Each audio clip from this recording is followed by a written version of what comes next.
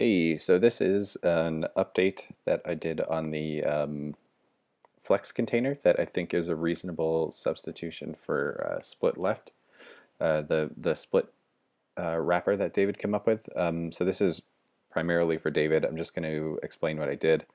Um, it's very similar actually to the split because the split was so straightforward. It is basically just like whatever's the first thing and the second thing, one should align left and one should align right, and they're going to flex grow. Um, that just doesn't give us a ton of flexibility if we want more than um, two elements in a line. So something like this is super easy. Just using a generic flex container, we can use our H1 and then a little container for a button. Um, similar, very similar to the setup that you have here in the title. The only difference is that we have to add like a text right class to the one that we want to go right. But I mean, not having that force to the second element gives us some flexibility if we have more than three in line.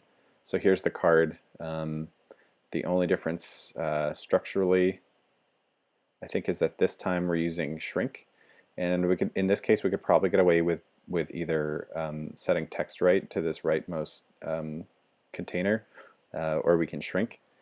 In this case, shrink I think makes sense just because it's so small. It's really just an icon, and we want to have as much room as possible for the card title, but it really won't matter because the card title is just going to take up as much room as it can because they're both flex anyway. So I think it's pretty forgiving. The only instance is like, if we want to ensure that this is going to be tiny and just like shrink to the one element. So here's an example of those new messages. They use this. So the left-hand element is an H3, and it's got shrink because we don't want this to grow. We just want it to be small like an icon. We've also modified it with align top, which is going to just like make this element float up. And that's going to align nicely because you did a good job at making sure that all of our contained elements have consistent padding. So these guys are going to look like they're relatively nice and aligned. And then our little link tag here is in a P tag, which is aligning to the bottom and shrinking. So we're leaving a ton of room in the middle for all our major content. And then this little trigger is going to look nice and lined up with the bottom of that one as well. So I think this thing's pretty versatile. I'll show you just one more example here.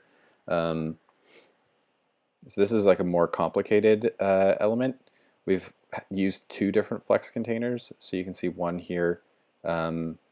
We've got the icon floating to the top. All this stuff is like just good to go in the middle. And then we shrink to the button. And then in this second row that's going to appear later, we're just doing the same thing, shrink, because it's all on one line. We don't need to align it anyway. So yeah, that's the flex contain. I think that gives us some really good flexibility. We're very easily able to duplicate any of the work of the split. The only thing is like we need to go through in a refactor and then add that like text right class in the case of the split right.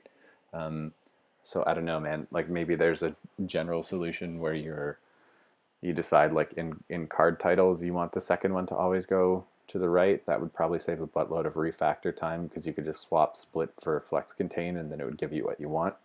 Or if you don't want the card title to be so opinionated, then you can make that call. You just would need to go in and add the text right class to that other element. So I hope that's straightforward. I'll leave it to you to do that refactor. I thought about doing it today, but then I realized how many files would need to be touched, and I backed off. So just tried to make sure that this was convincing and looked like it replicated everything that you had with Split really well, and then it also works with the new messages. And then I guess while I'm here, I can show you the messages as well. So I made those with a new class, new message.